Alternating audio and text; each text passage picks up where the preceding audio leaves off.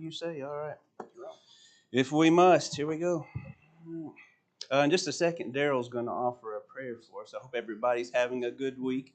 It's good to have our friend, in case anybody wasn't here Sunday, didn't get to hear Kent Sunday evening. It's always, we love having the O'Donnells. Very special family to us in particular, but our congregation as a whole. So we love seeing them again. And glad you're here tonight. Um, there's Andy. Andy and I teach this class together, but we never see each other. So, hey, what was your name? Yeah. Good to see you. Good to see you. I think this is the first time we've been in here together, actually. Yeah. Appreciate Andy filling in last week. Sonia and I were down in Georgia with Ruby, so we swapped out our weeks here. So you got to hear him twice, and you got to hear me twice now. But we're going to need 2 weeks, as you'll find out in a moment here. Daryl's going to start us with a prayer before we begin. Let's pray. Dear God, thank you for this time that we can pause and study your word and pray to you. And we just pray for your presence. As you look across the earth, we just invite you here. And we just pray that you magnify the Holy Spirit and help us to have eyes to see and ears to hear. Dear Father, thank you for the O'Donnells and the work they do, spreading your word and inspiring us. And we just encourage them as well. In Christ's name we pray. Amen.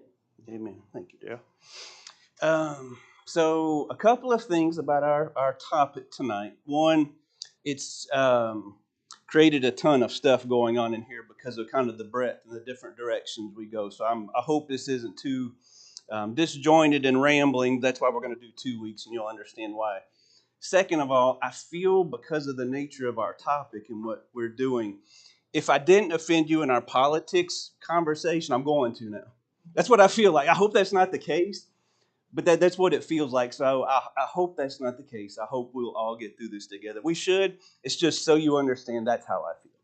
Because we're going to talk about social media, our faith with social media, how it affects our faith personally, as kind of the broader doctrine of our faith, the good, the bad, and the ugly of it. Because we kind of dance around. And Andy, you'll know better than I didn't get to call you today because I wanted to.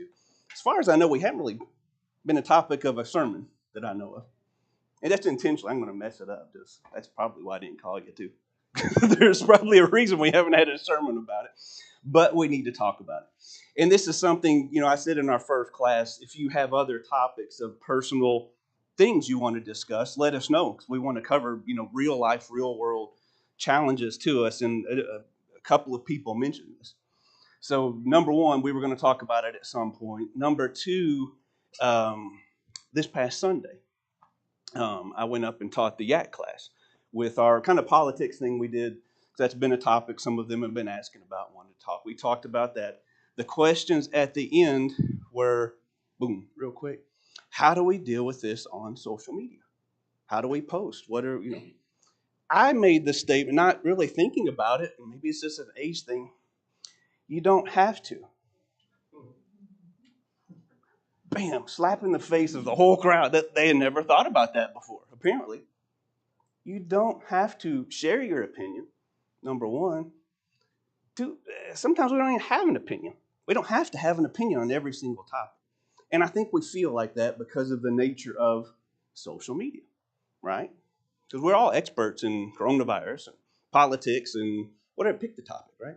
We go to our little phone here, boom, all right?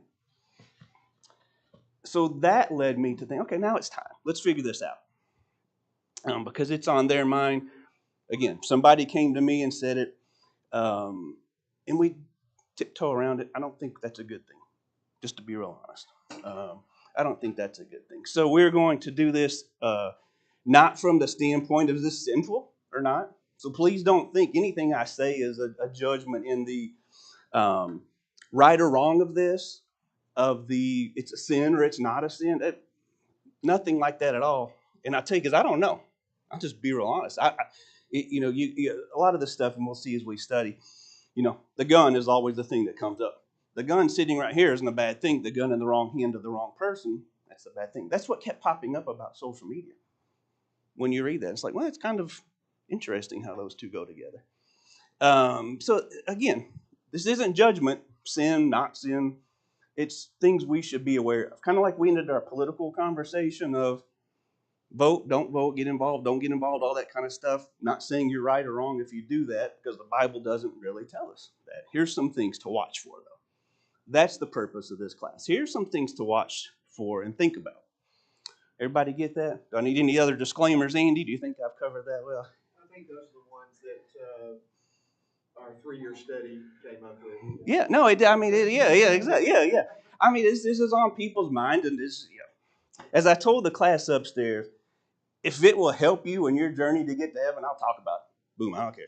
I'll tell you what I've done right with it, wrong with it, lessons learned the hard way. Here's lessons I know from other people. I'll talk about it.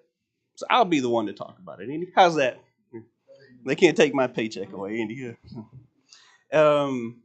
So that said, let's start with, I want to start with one verse first to kind of give us a direction. I've got a little book I mentioned last week. I want to read a little bit from to give us some context. 2 Corinthians 12, verse 20. For I fear that perhaps when I come, I may find you not as I wish, and that you may find me not as you wish. That perhaps there may be quarreling, jealousy, anger, hostility, slander, gossip, conceit, and disorder. Okay. I know they didn't have social media back then, but isn't that what he's describing there? Okay. They summed it all up right there, right? So let's start with that verse because I have some things for next week. Just so everybody knows, I'm glad Kalen's here because he can help me out with this. Tonight is discussion. Let's think out loud about this. To me, this isn't a struggle because I don't social media, right? And we're not getting into the pros and cons of that. We're not here to be Luddites. We're here to be Christians, right? So we'll figure out if the good and bad of this. I just personally don't for several reasons. I have accounts just because I have to keep up with clients and things like that. But I mean, I don't post stuff. Every now and then I'm asked to, whatever you do, retweet, that kind of stuff for my clients and spreading their thing. I just don't do it. It's by choice. Again, that's not a judgment if you do, because I know probably most people do in some form or fashion. In fact, I was going to get on to get a few posts just to give you an example. Like, here's the first 10 things in my feed, just to read out kind of how sometimes it can be absurd. I couldn't even figure out how to log on to my account today, so I don't do it very often. So that's number one. Again, I know people do. I'll pick on our friends, the O'Donnells here, because I love their stuff they post. They're doing work. They're doing missionary work, right? I get to see their lovely family. They do their broadcast. That's over the Facebook. I don't know if you do others. That's the only one I do bother to look at every now and then. We have a lot of stuff from our church. I don't know exactly what all we have. I mean, we broadcast, we live stream. We're doing this. We do a podcast. Is that correct?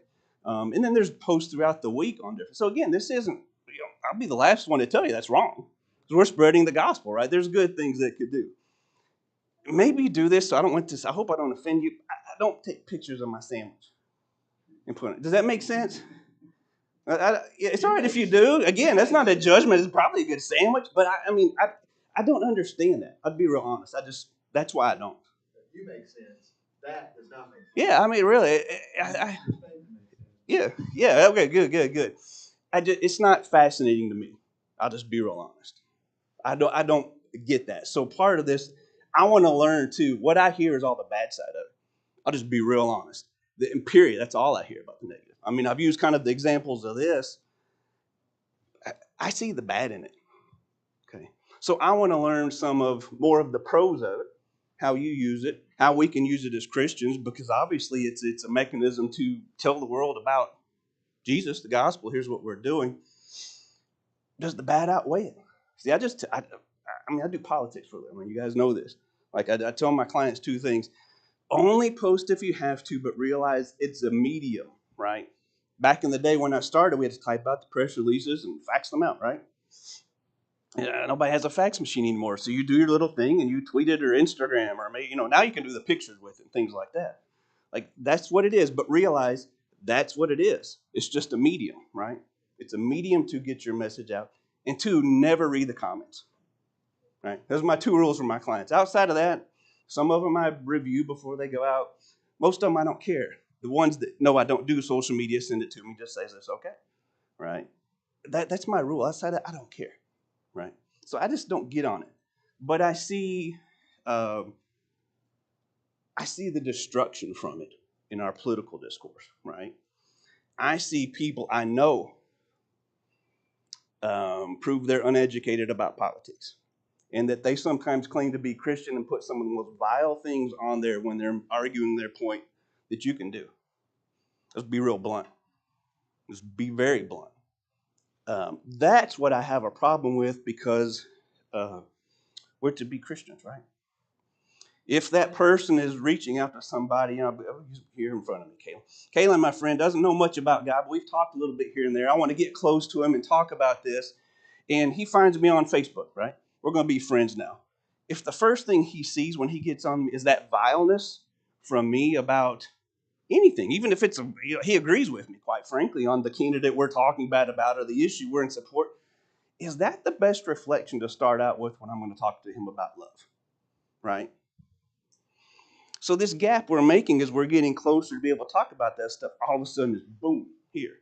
And it's a long way to bring all that back together. Does that make sense? That's what I got a problem with some of this stuff with. Because very seemingly wonderful people put the dumbest stuff out there. Just be real honest. And by dumb, I mean vile, like hateful stuff. Like they would never say, I wouldn't come up to you and say this kind of stuff, right? But if I got my thumbs, right? Put all kinds of stuff.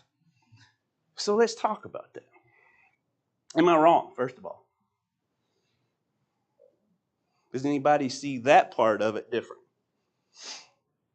So let me read you poll numbers. This, you guys know I'm kind of make my living figuring out people and then moving them in the direction my client needs them. It's just summed up what I do for a living. So I just read a lot of polls and study this. Majority of Americans who say social media negatively affect the way things are going in our country today.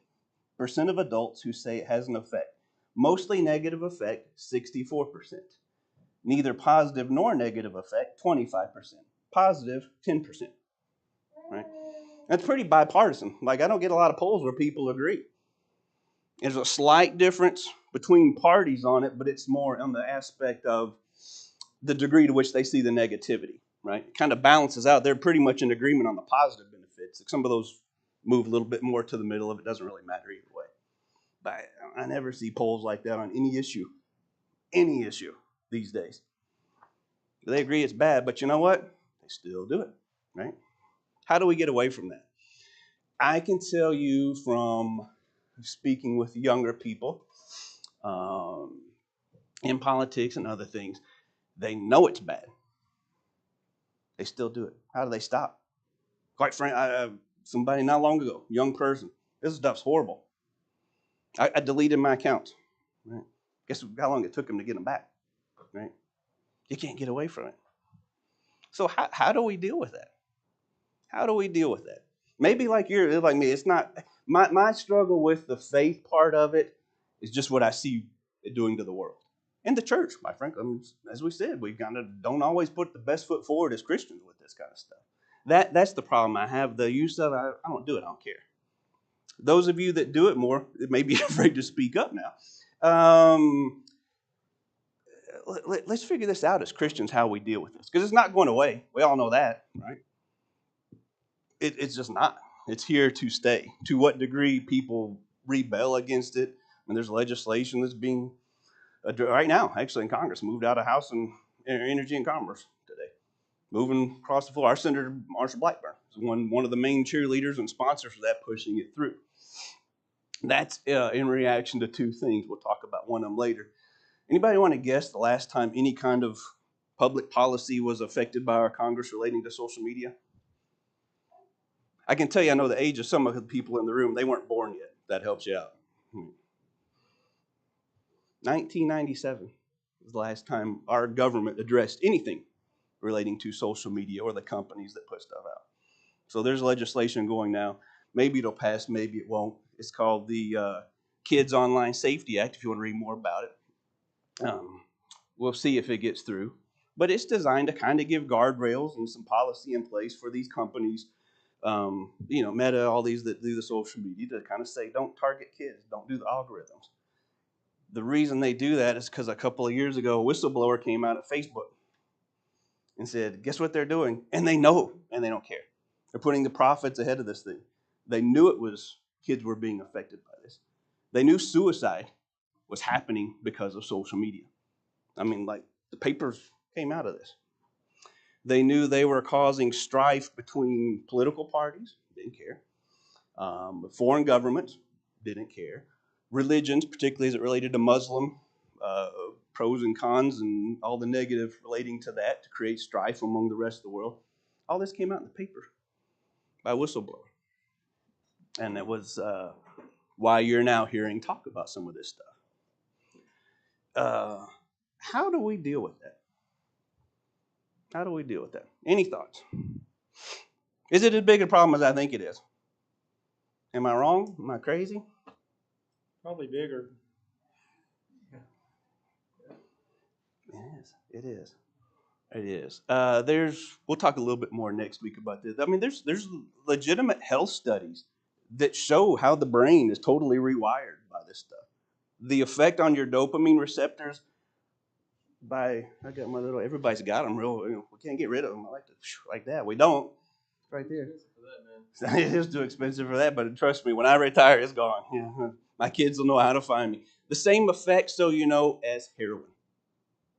Just in case you have never heard that. Exact same effect on your brain with your dopamine receptors as heroin. When they designed that one on purpose. There was an addictive intent behind the platform when it was created. That was the whole point. Absolutely. Absolutely. But again, it's here. So what do? Yes, sir, Mr.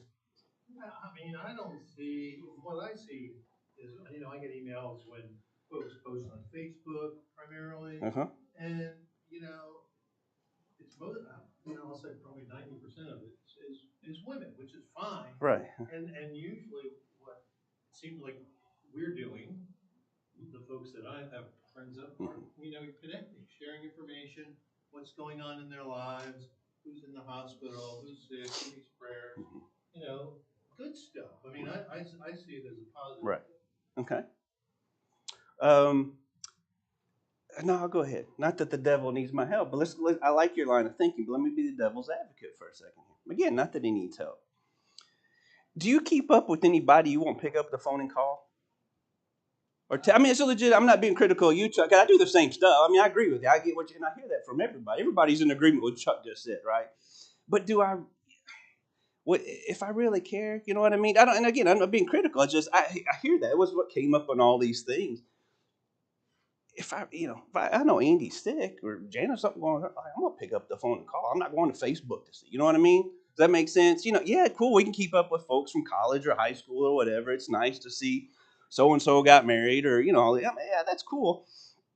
But I don't see them anyway, right? You know what I mean? Like I don't even know. Somebody asked how many followers I have. I'm like, yeah, I'm not a cult. I don't worry about my followers. I just really don't. I really don't. But I went back and looked at it. I know it's a few hundred people. I went through the names, and there were probably like 3 dozen people. I don't know who they are. Right? I racked my brain. I'm like, why am I friends with this person? I don't even know who they are. But I had to do it. My settings or whatever. Again, I can't log on to it right now because I don't remember how. But my settings are such that like you can't just click me as your friend. I got to approve it, all that kind of stuff, and I'm really hard to find in the first place. I don't even know. So again, I'm not saying you're wrong with that, Chuck, but is there another justification besides that anybody has? You mean for? Yes, ma'am. Thinking as far as picking up the phone and calling someone. Right. I know that, like when I was a child, your social circle was small. It was limited to who you were around. Right. And so it kind of fit and balanced within the time that you had available. Right. Now our social circles are so much larger. Right. That it's difficult to pick up the phone and call that many people in your day. Right. Whereas, because it would be rude to call and say, hi, how you doing? Good, okay. Right. And you hang up. Right. Whereas you can message right. and text, pop a post through, and you can leave it there right. at a different time. It's much right. faster. The challenging thing is to make sure that your inner circle, right. or the people that you're in contact with, doesn't become transactional. Yeah. So okay. I feel like it's finding that balance between where you want to keep contact and let them know that you're thinking about them. Right.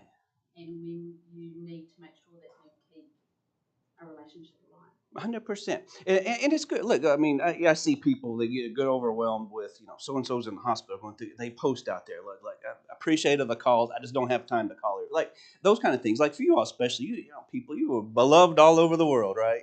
It's easy for you to do. But tell me this, I'm just going to dive headfirst in that rabbit hole. And I think it was your sermon it was one of you two, actually. I know it was this past Sunday. I think it was yours, Andy. We are more connected through social media and all our electronic devices than ever before. But what are we also more than ever before? Disconnected and lonely. Loneliness. Oh. I was going to say, even then, we only have so much bandwidth for real relationships. Right. Deep relationships. Yeah. I mean, as a human being, you can only have so many really close personal relationships. Right.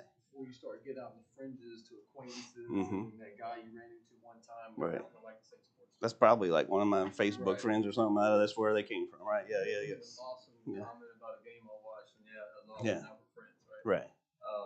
So,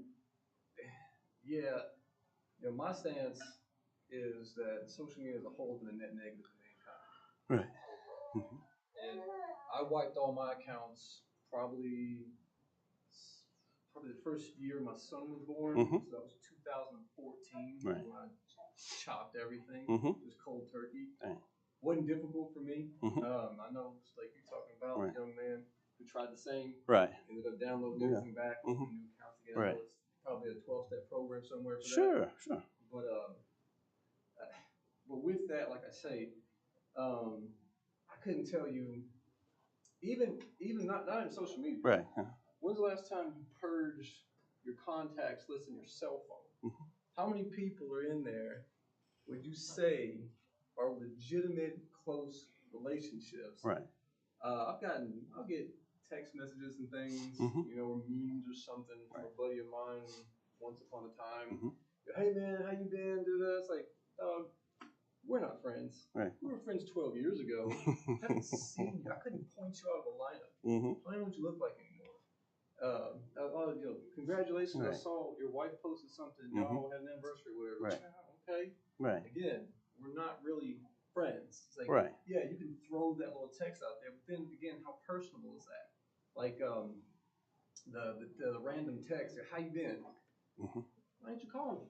You really want to know? We're all busy, but the truth of the matter is, I don't care how busy we are. We find the time for the things we really want to do and the people we really want to talk to. Right. Exactly. So for me, when I get those little out of the blue, what's up, man? Right. I'm like, I don't know. Right. You don't really know either. Because if I was to hit you with something, like are you gonna ghost me? Was it really a question? Most of the time, it wasn't. It was just that little hey, throwing that out there. Now I feel better because I reached out. Sure. Well, I guess as Rachel just said, that's the balance, yes, sir. This kind of goes along with what was just said, but I was thinking about this the other day. Like I'm sure the average person also has like several hundred friends on Facebook.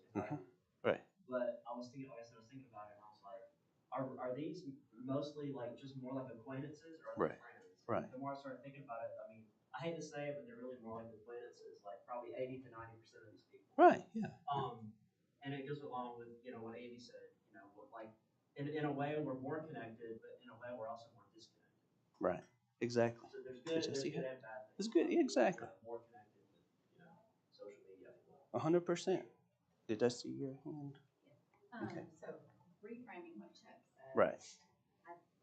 And from a spiritual sense, right. I think that's what we're trying to talk about and discern is like how do we get guidance exactly in these areas where it's not necessarily a sin, right. like money. Right. Yeah. It's a tool. Exactly. What do we do with it? And I think a lot of times it's a mirror that we don't want to look in. Having spent a lot of time with Chuck at camp and everything, like I think like it can be a mirror of what you're looking at, what's in the abundance of your heart. Right. Chuck is very purified. No, 100%. I know he is. These are the people and the things that you're clicking on. Right. That's why you get email notifications. Right. You don't get them on all your friends. You get on the ones you interact with. Right. Yeah. So if you're getting things that are encouraging to you, that means that's what you're consuming, and that's the abundance abundance of your heart. But if we're getting fed negativity, it's probably because there's something that popped in that we happened to interact with. Right. We clicked on it, we liked it, maybe we even disliked it. And it's like, old people, when we used to hear those Bible lessons about take out your checkbook register, and you'll see where your values are. Now, when I teach younger people or even the young adults, I'll say, you want to know where your mind is, even if you don't want to admit it, what's on your algorithm? Exactly. You just touched on the magic word of algorithm. And I hope we have to a large extent we have control of that, but keep in mind these companies are rigging those algorithms to you. And I'll give you this example. Maybe I shouldn't, but we're all friends here. So we had an issue with a campaign I was helping out, and I got a call from one of the staffers saying a reporter just called me, and one of our staffers apparently is liking porn and all this kind of stuff on their social media feed. And this candidate was a Christian, type of candidate, conservative, all this kind of stuff. What do you have to say about that? I'm like, just try. That's not the worst problem I've ever fixed in the campaign. I'm like, yeah, don't worry about it. I got it. Don't worry, I'll figure it out. Don't worry about it. That's like a Tuesday afternoon, whatever. It's no big deal. But I made the mistake of wanting to verify what this is. It a story or not, kind of thing. You know what I mean? Not just gonna. So was it Facebook? I think it was what or not. Sonya, like, just in case you see what I'm looking, just because I didn't know. I mean, like I said, I don't do the social media. I didn't know what I was getting into. But I get on the Facebook, right? Yeah, knowing the guy, again, we knew I knew I needed to figure it out. So I get on there. And it's, inappropriate. I mean, it's kind of scantily clad girl or something. This guy was like liking the pictures and didn't realize the world could see that is what it was, right? It's just so that's all it was. Again, no, not porn, not like we think. It was just scantily clad, not fully naked, none of that kind of stuff. Just stuff we see. All right. So I spent a couple of minutes just scrolling through his thing, right? That's what I saw. And then I figured it out. Called him up, explained to him that the world can see. And anytime you like a picture, and like, I don't know why you're doing this anyway. That's a conversation for another day. But lock your account right now. I'll call the reporters. I'll smooth it over with the kid. Just go do your job. That's it. Yeah, that's it. That was the extent of it, right? Nothing more than that. Got the reporter to kill the story. All that. It was like, just wasn't as bad as it sounded when I got that call. For the next, 3 months, whatever it was, every time I log on, I complain. Guess what was in my algorithms? Yeah. Yeah, I mean, if that, like literally, I went straight to this guy's page, like boom, real quick, just like I said, just as soon as I saw the first one, I'm like, this isn't the point. Like, I don't think you can do that on Facebook. I know you can like get risque, but I don't think you can do like the full nudity and porn, as far as I know, at least. Correct me if I'm wrong. But like I said, it's again wrong, but I'll fix it. Don't worry about it. Like I said, even the reporter even killed the story for me when I talked to him. But like Sonny said, like those few minutes I went through, it was like I just quit logging on. I mean, it was like you could, boom, it was like every time you logged on. Okay. What do you think our kids are going through, right? What do you think they're going through? Even the Instagram thing, like I don't think I've ever actually posted anything on here. Sonya and I actually, we were doing our trip here, we send each other videos of here's where we want to go, that kind of stuff. So my feed is scantily clad women or Switzerland, right? That's my algorithm right now because of this stuff. Yeah. Yeah, I don't get any of those. Yeah. But you see what I'm saying? Just those few seconds, okay? I told one of my kids what we were talking about, and it was all the porn stuff, all this kind of stuff. They got to face it. If you're not talking about your kids, like get started now, like at this age. I mean, it's going to be in their face before you know it. Like boom, smacking them in the face. I told one of them, I was a teenage boy once, right? But the age I was, that stuff, like you had to work to see that stuff. Like if you remember, and I don't go to bookstores hardly, but it was like in the top shelf with like the brown paper bag and plastic all around, like everybody's looking at you, can't get to it kind of thing, right? And I made that thing. They're like, all I got to do is turn my phone on. That was their reply. All right? Not even looking for it. That's what he said. I'm not even looking for it. Boom, there it is. All right? And it's like, that's the reality. And if you think your kids aren't going to struggle with this, if you think there's people, look, I always say when I teach class, what separates us from the people on the other side of that wall, we know we need to be in here, right? That's it. We try to be different from the world. We work harder, but don't think there's not those problems, okay? Don't think there's not those problems inside this building, especially as it relates to kids. So, again, that was a crash course for me, and I tell you, I wasn't as diligent about it as I needed to be with my kids, and I got one of them sitting in here. I just tell you, it wasn't because I didn't grow up. I didn't have to grow up with that. It wasn't a realization of, boom, here's what is smacking them in the face nonstop. All right. Getting back to this connectivity, keeping in touch with people, the large, and you're kind of different. So everybody loves you. You know everybody all over the world. Not all of us like that many people. So, not all of us like that many people. But when there was a story about a young girl, 14, I think she was, committed suicide recently. This was in the past couple of weeks. I was reading through it, and it was just something kind of jumped out about it. This was like some of us are certain, we're all kind of like certain age, a few younger, but like she was like Miss Cheerleader, homecoming queen, like a super personable person in her school. No, she was 16. She was 16. She was a little older than that. Like everybody loved her, right? Like this. It talked about her, so some of her social media stuff, and I was like, 5,000 followers, something crazy like that, which is, a decent number from what I understand of followers. Want to guess why she killed herself? What the note said she left behind? Huh? See, that's what I thought too, because you hear those stories too. Like, you didn't get enough likes, you posted something. She was lonely. She was lonely. Right? Beautiful family. They had a picture of the whole family. It was like, I think there was 3 other siblings. It was like 4 kids, I think. Parents. I mean, it wasn't like, this broken home kind of. It was a beautiful family. Wonderful thing. She was lonely. That's what her note said. How can we know that many people and have this many people at our disposables and just, boom, we're lonely? See, that's what I thought too. I'm like, she posted a picture and somebody complained about her pink shirt instead of the red shirt or whatever. Or like she, went out of her way to, if you've traveled lately, and even if you travel, especially outside the country, like it is a long photo shoot time for these people to do their Instagram pictures before you leave a tourist place. I can just tell you, like people, that's their life. They spend a day getting ready to go out and do the shoot, and they walk. Like we watched when we were in Florence, I think is where we were. A beautiful backdrop, looking at all this beautiful, beautiful place. Watch this couple walk up. And it was when I was over with Ruby and Brenton. We watched. Even the girls got a kick out of this. It was last year. Walked up, all dressed like this crazy outfit. Walking up, never looked at anything around them. They took turns of each other taking pictures and left. They were like 10 minutes. You could tell they spent all day long getting ready to do that. Never looked at what was around them, the beauty of this place. And we see that stuff all the time, right? That's like a normal social media thing. So that's what I thought. It's like she didn't get 10,000 likes on that they took all day to do, so she killed herself. No, she's lonely. Now, do people do that too because they don't get enough likes? They get a negative comment, getting back to telling my clients never look at the comments. Some of that stuff's brutal. You ever taken time to read through that? Or hopefully you haven't posted something where you get something like that. I hope our church has it where they blocked off where people can't put comments on there. Right?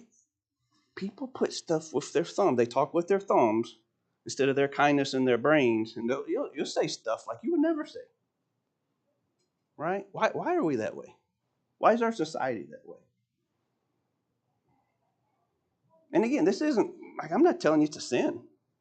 I'm telling you it's bad. Like, trust me, if you're taking what I'm saying is that, please don't. This is not a judgment on social media. It is what we do with it. But more importantly, how do we help each other, and even more specific, our kids deal with this and get ready for this world? Yes? I don't have an answer, but just thinking about Chuck, I can't imagine Chuck putting anything that would be vile or negative or put people off. So I bring him up because that's not a temptation for him. Right. But it's like things with alcohol or, what one person's trigger or addiction is not the same for another. So I don't know what the answer necessarily is, but some people can handle it fine and use it for what its intended purpose is. Well, not intended purpose, but for what a good Christian aspect in just connecting to people or keeping, track. Right. And I'll just be honest, like, the one regret I have with not being on Facebook is that I don't keep up with the events. I know, like there's a few, like legit, but like I was getting ready to say the same thing a minute ago when she brought that. Like there's a few people I kind of wish I was, but easier, right. anything like that.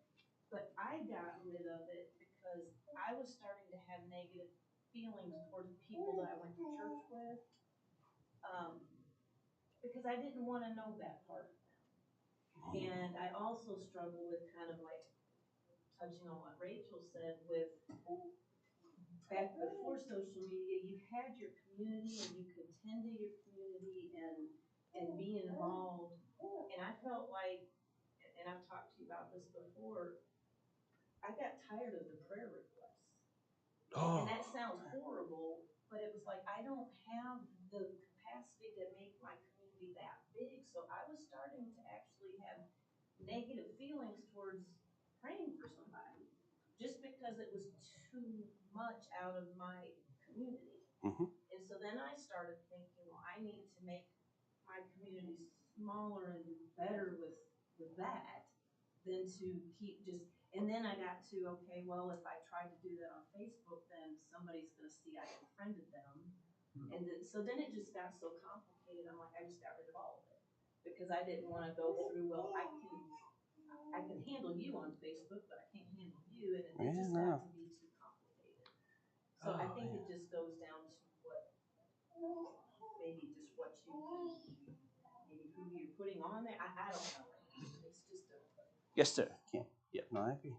He's mad because I got rid of him. I know. He's wondering why you haven't liked his sermons lately. Yeah.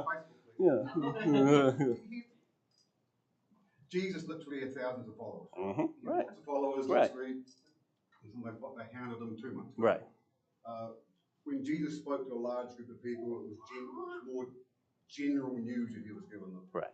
But out of all the followers he had, he narrowed it down to 10 disciples that he was going to focus his attention on. Mm-hmm. Even out of those 10, he had Peter, James, and John were kind of like three that I think that they really needed his attention. He gave them that. And even then they narrowed it down to John was his kind of bosom buddy. Right. And I think that maybe if we have lots of social media contact, limiting it to general news, but I think we need to try to hone in on narrow down the people that we're going to spend time engaging and investing our time in. Right.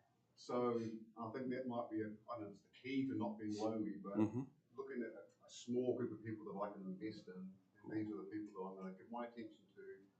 I'm going to give real conversation to get to know them, and I think there's maybe only one other family, Mary, Martha, and Lazarus. He spent a lot of time in their home with another family and spent time with them.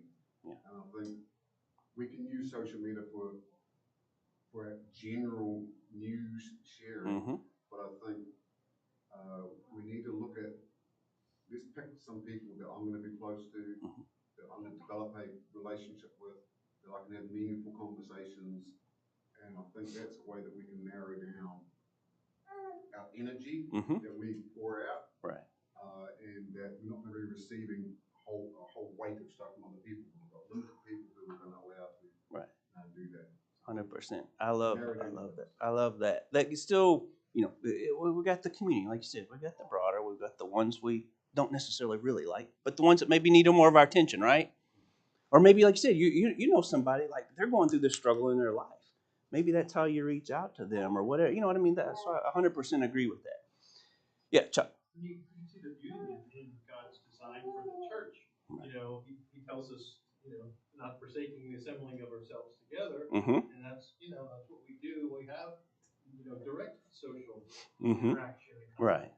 So we can use social media to say, well, okay, Catherine said this, and so I can use that as a conversation starter. Right. How you doing, or how's this going, or whatever. So I think we definitely as church members have an advantage to use social media in a positive way. Right.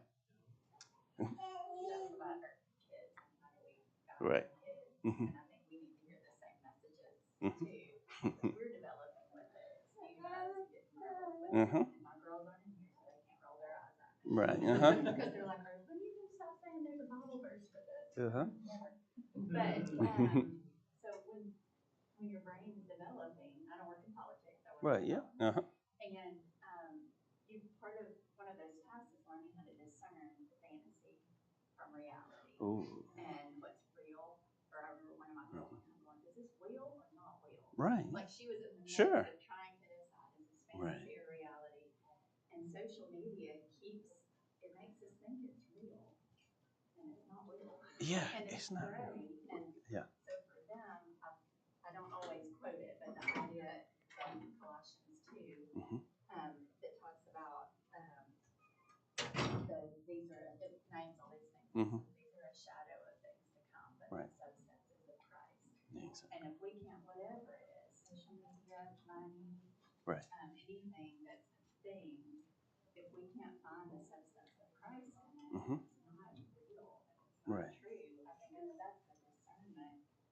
That's the approach I've taken with my children. That there are these tools and these things you're going to encounter, and when it's not necessarily sinful to use it, but how do you develop that filter of discernment to know how to make judgment calls in that world and still use it as a tool? It's hard, no, 100%, and that's what I'm getting at. And I love how Kent explained it, and you're 100% right. What I came across when I was looking at this in a Google just kind of quick search was boom, you're a sinner if you're a Christian and you use social media. All right, so I got a real problem with that too. That's why I want to make sure everybody understands that's not what this class is. We know the benefits. Like I said, if we for certain groups, like especially like a church, if we look at it as here's another, again, getting back to the medium, we used to do the press releases with it. Now we tweet. I don't even think anybody even sends those out anymore. I think you just put it on your social media now, right? So it is a medium vehicle for that, right? I think we treat it like that. That's a very legitimate use of it. This connections like Kent was just describing, that's legitimate. What this article was arguing was, those are good. We should make the effort to do that stuff anyway. But the bad just outweighs that. And I think those arguments are going to increase, just to be real honest. So I think, we need to be able to address those because there are some benefits to it, right? Because it was an interesting article, really attacking churches. That wasn't Church of Christ per se, but in churches in general, for the social media and not preaching about it. Yes, sir. I see the preacher has been thinking about it here a while. John 17, Jesus in his prayer, when he gets to the point of speaking of his disciples, he says, my prayer is not that you would take them out of this world, despite all bad, all that's knowing even what's going to happen to them specifically, individually. Because it's for this very reason they were placed in it. And so there is in the back of my mind this constant reminder that if I take myself out of what has so much bad,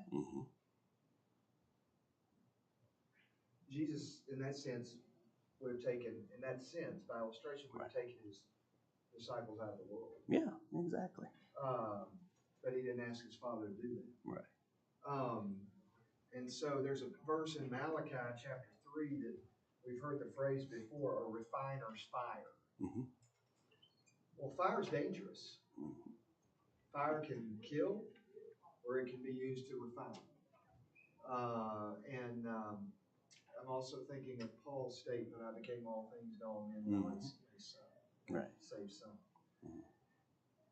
I think about passages like, as we have opportunity, let us do good unto all men. Yeah, it does say especially the household faith, but that first part of the verse is there, and it's there first. Right, exactly.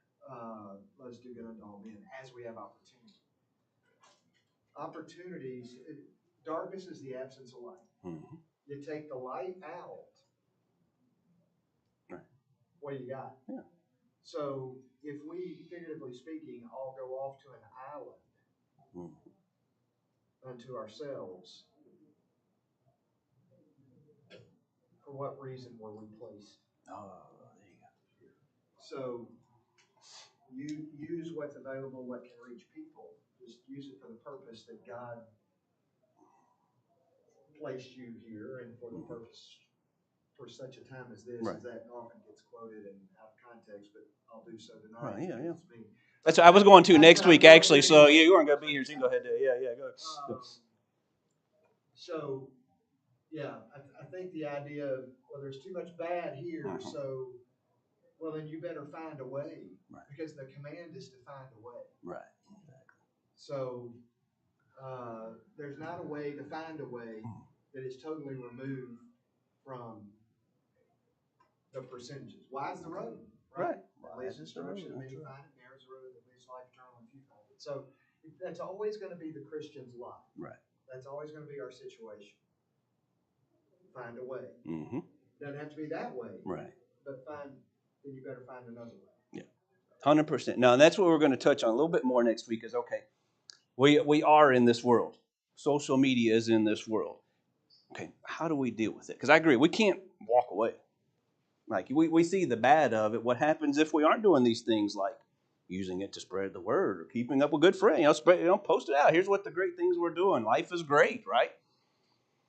So, yeah, we've got to figure out that balance. We've got a few things relating for next week to kind of help us as we deal with it, particularly with our kids, a little bit with our church, some things just to, again, keep in mind and consider things to watch out for.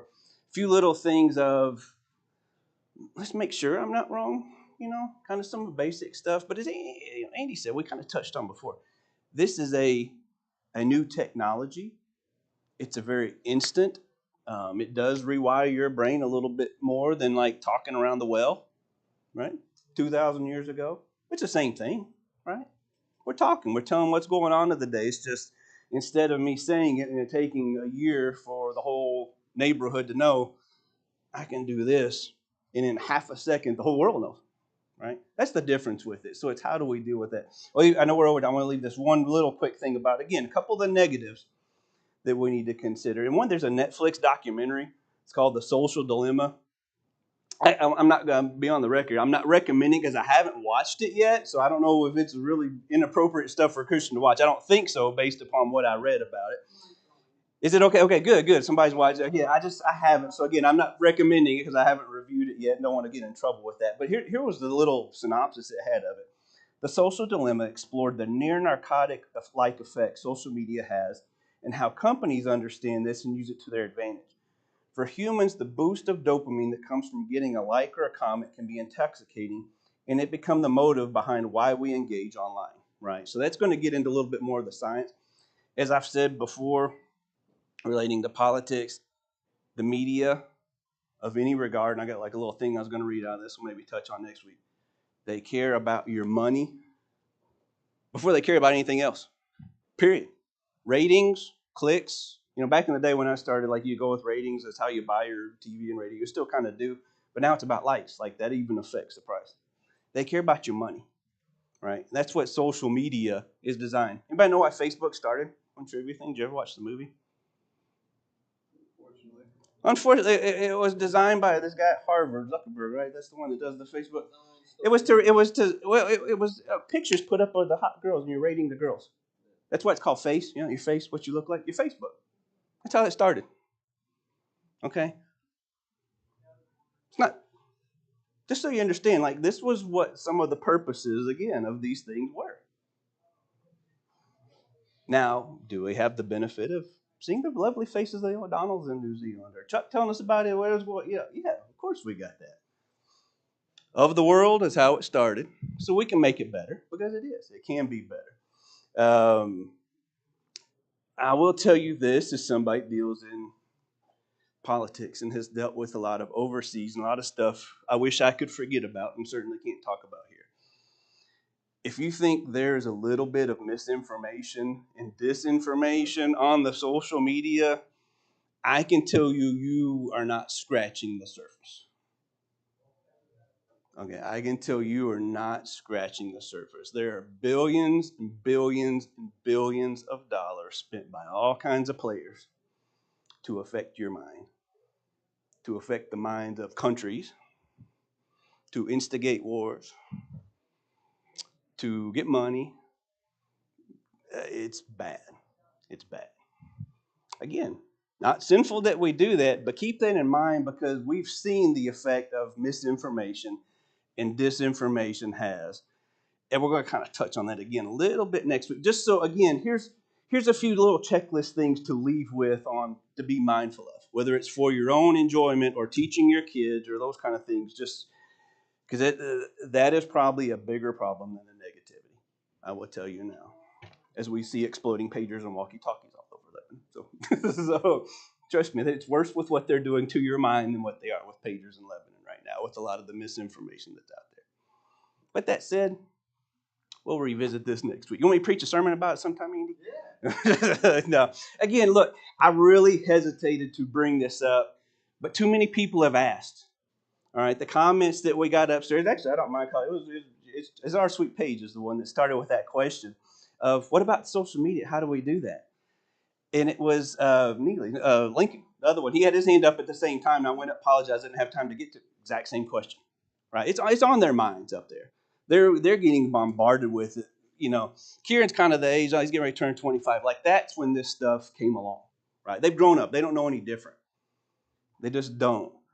Like, those of us of a certain age, like, maybe we use it, but we don't get it. We don't have that mindset of I can't function without doing this, right? And that's almost what it seems like with our kids. And as Catherine touched on, though, it's not just the kids. It's old people, like with the phones nonstop. I saw a study. I was looking at kind of how much usage we do of social media in time. Guess who kind of beats that 16 to 18-year-old crowd with use of the phone? Oh, retirement. Yeah. We went to the movie. We'll go see it. The Reagan movie. We went to go to the Reagan movie, right? And we were the youngest people in the crowd. Is kind of the rest of the story. It was an older crowd. I was going because it was Reagan's politics. I was kind of interested. We were the youngest people there. The lights go down. All you could see were the little phone lights on. All the old people are sitting there with their phone, like while the commercials are going, telling about the next movies, like they had to have the two screens at one going. So let's don't blame just the young kids on this stuff. In the older generation's defense, It's more so it just takes them longer to get the text out. Yeah, it's just slower. That's why. Yeah, we're a whole lot slower with it, but we use it just as much. That's why it takes twice as long, right? That's why we spend 4 hours instead of 2, right? Yeah, exactly. Yeah, that's great. Anyway, I went a little over it again. We'll continue on next week, but this is it's something we got to deal with. I'll just tell you. Sonia kind of touched on when it starts affecting your relationships with your brothers and sisters in Christ, when you really don't want it to, we got a problem, right? We got a problem. So that's kind of stuff we'll touch on. We won't get to see you all next week. We hope you all have a safe trip. We'll see you later. But anyway, everybody wish the O'Donnells well. They're continuing on through the States, but they'll be leaving us here later in the week in Middle Tennessee. So love having you all. We have 48 hours to change your mind.